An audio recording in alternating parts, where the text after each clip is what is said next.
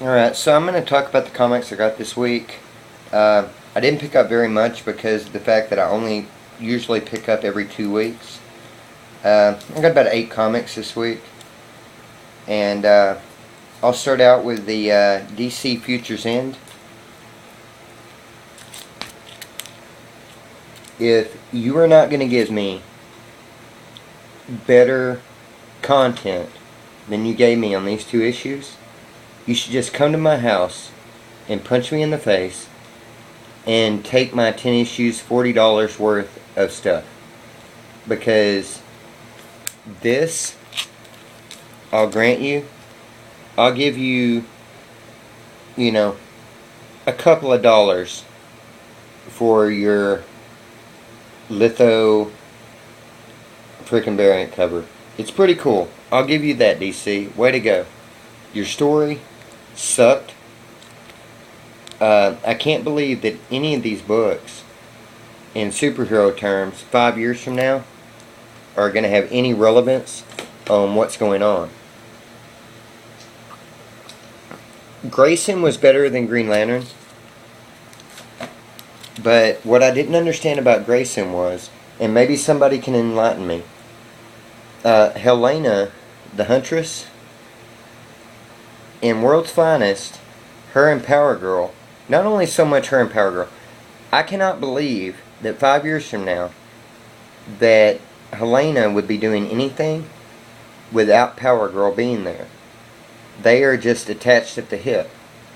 They're both currently on Earth 2, and I don't know. This book was good, but in the 10 issues of Nightwing that you did with Tony Zuko, you could have explained to me in 4 pages what I just paid $4 for.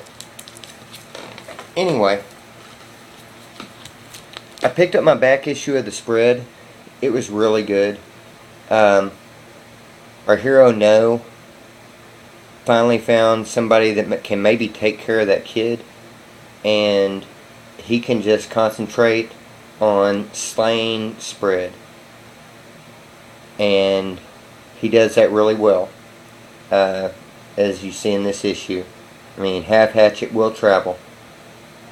And I don't know whether or not the girl that he got was the actual mother, but at least nursemaid to the baby. She can take care of it and eliminate a little bit of the baby drama to it all, and maybe we can just concentrate on eliminating the spread. That was pretty good. The Woods, I was so disappointed in issue 5. The first 4 issues had just absolutely been must-reads in my opinion.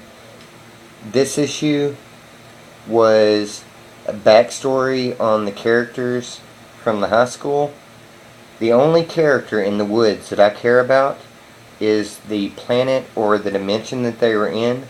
I would like backstory to the barbarians that are on this planet. That would be great. As far as what these people were doing to try to fund a prom or a senior dance, I don't really care.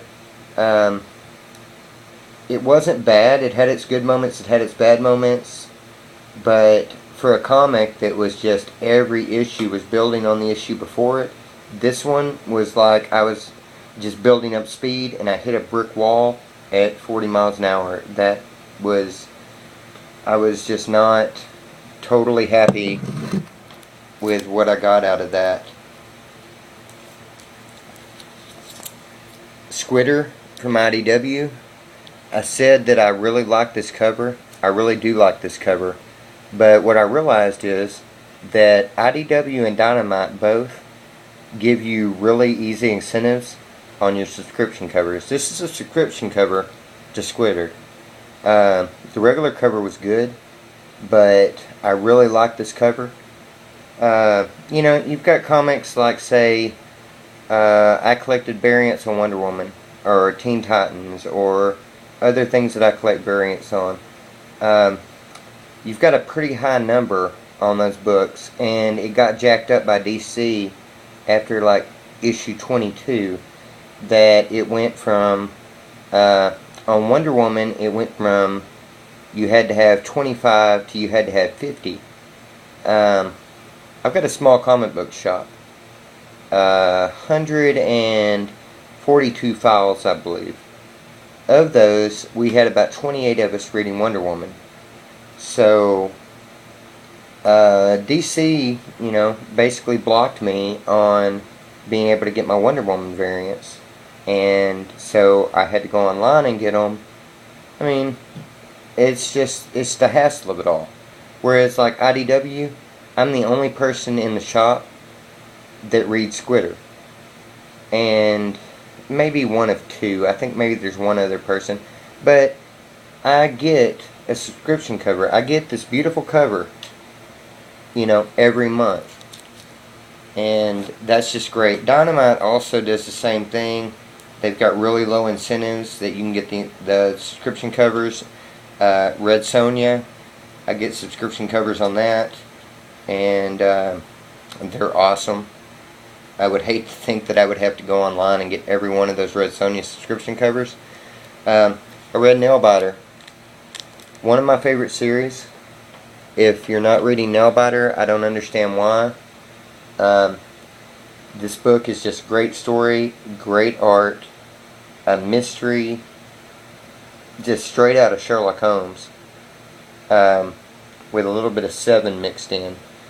And in this issue, you still get the same is Warren the killer thing, but there are several other instances that new characters are introduced that could be the killer.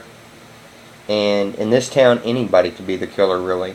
Except for the people that are killed in this issue, which I really didn't expect. I read Pop, which was absolutely hilarious. You've got a nanite Terminator that shows up half naked in the middle of the street. This guy picks him up. It's kind of a geek that thinks that his life's just shot. All of a sudden he's got this sexy, nanite girl that shows up. And a character that is basically Justin Bieber gets shot in the kneecaps. And anytime that somebody wants to illustrate Justin Bieber getting shot in the kneecaps, I'm a fan. The thing that I was really surprised with this week was Imperial.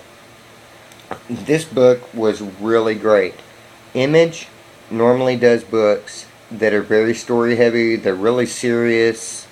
And this, if anybody has ever seen The Greatest American Hero from the late 70s, early 80s, this book is Greatest American Hero. You've got Imperial, who is the guy there that's in the crown, who is basically Superman.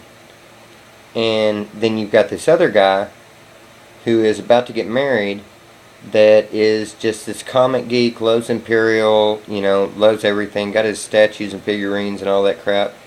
And he is being groomed as the successor to Imperial because, he's not going to be able to do it forever. End of the issue, bam, Imperial is hit by a meteor, which leads me to believe that now he is, with his quirky self and his just, I'm peeing myself all the time, is going to have to step up and be Superman. And that just seems like a funny premise. I read a lot of books, and it's nice to have something that is just kind of a break from everything else. And I'm hoping that Imperial is going to be that. That issue 1 was great. I also read Grendel vs. the Shadow, which was really good. The art is great. The story by Matt Wagner was great. The Shadow stuff was really good.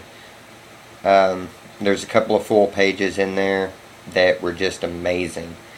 But anyway, I guess I'm going to get off here and get back to reading some books. Talk to you later.